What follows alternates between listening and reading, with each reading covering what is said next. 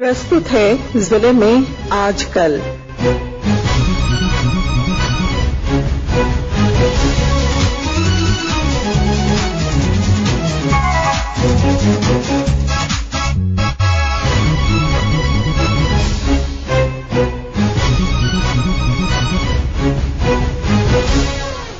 इस अंक में आप सुनेंगे गढ़वा जिले की ताजा गतिविधियों पर हमारे संवाददाता की रिपोर्ट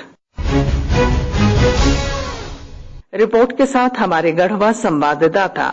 गढ़वा जिले में पिछले 8 दिसंबर के मुख्यमंत्री के गढ़वा से शुरू किए गए खतियानी जोहार यात्रा के बाद से विकास कार्यों में तेजी देखने को मिल रही है।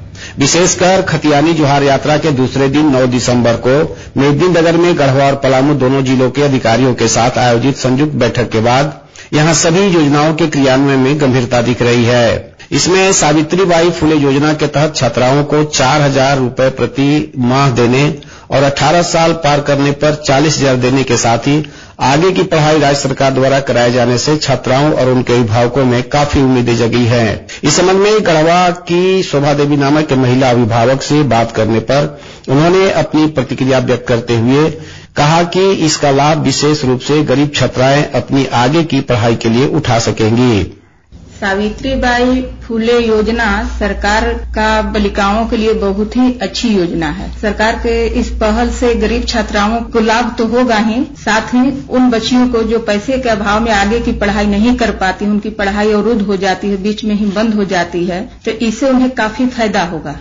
लेकिन उसके साथ ही वे अपने जो लक्ष्य को पाना चाहती होंगी उस लक्ष्य तक भी जा सकती हैं। इसी तरह बेरोजगार युवाओं के लिए सरकार द्वारा 5 लाख से 25 लाख रुपए तक लोन दिए जाने की पहल से बेरोजगार युवाओं में काफी खुशी दिख रही है। इस योजना के विषय में एक युवा अनुपम कुमार से बातचीत करने पर उनका कहना था कि झारखंड सरकार का जो योजना लागू की गई है उससे नागरिकों को अपना व्यवसाय शुरू करने हेतु 25 लाख रुपए तक का ऋण का प्रावधान है। इस कर्ज पर सरकार 40% या अधिकतम 5 लाख रुपए तक की अनुदान देने की सहायता नागरिकों को कर रही है। और हमें यह भी पता चला है कि 50,000 रुपए तक का लोन में गारंटर की आवश्यकता नहीं है, जो कि एक बहुत ही अच्छा कदम है। तो इस योजना के आने के बाद निश्चित रूप से हमें एक आशा मिली है।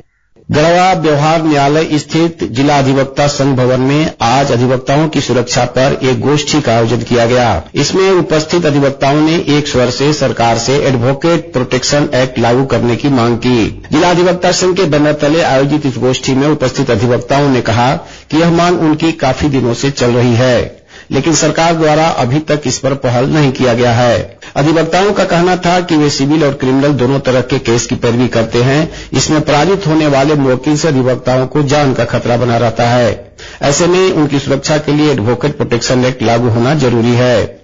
इस संबंध में युवा अधिवक्ता राकेश त्रिपाठी से बात करने पर उनका कहना था कि एडवोकेट प्रोटेक्शन एक्ट आज की तारीख में अधिवक्ताओं की सुरक्षा के लिए एक पुख्ता कानून है और इसे जल्द से जल्द लागू किया जाना चाहिए। समाज के सभी वर्ग के लोगों की मदद के लिए अधिवक्ता सदैव तत्पर रहते हैं, लगातार प्रयास करते रहते हैं कि हम न्यायालय में अपने जो हमारे क्लाइंट्स हैं, जो लिटिगेंट्स हैं, उनकी बातों को, उनके पक्षों को मजबूती से रखें कि चाहे जितना भी हमें मेहनत करना पड़े, हम अपने क्लाइंट के लिए जितना भी मेहनत हो सके करते हुए अपने क्लाइंट के वाद में उसका जय हो।